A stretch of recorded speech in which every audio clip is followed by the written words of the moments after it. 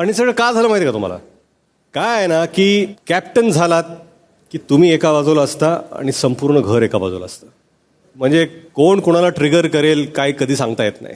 Big boss Marathi 6च्या भाऊच्या धक्क्यावर एक आगळीवेगळी गोष्ट घडली आहे. मुख्य म्हणजे तन्वी आणि राकेश या दोघांनी मिळून बिग बॉसच्या घरामध्ये एक कपल डान्स केला होता.